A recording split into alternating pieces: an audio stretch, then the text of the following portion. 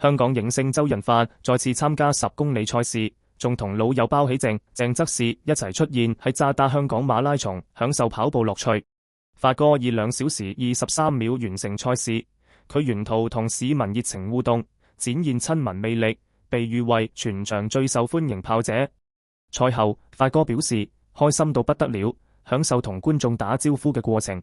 佢透露參加呢次比賽主要係想鼓勵長者參與運動，享受運動嘅樂趣，而唔係追求速度。近年嚟，周潤發積極參加跑步運動，仲帶領圈中朋友一齊身體力行推廣健康生活。周潤發嘅跑步教練係 Nike Run Club 總教練蘇海南，佢亦係前香港代表隊成員同埋香港多項長跑紀錄保持者。蘇教練曾經指導徐浩瑩等藝人，幫助佢哋提升跑步水平。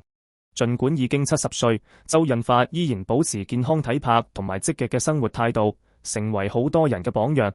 佢享受跑步過程，將呢份熱情傳遞俾身邊嘅人，充分展現咗活到老、跑到老嘅精神。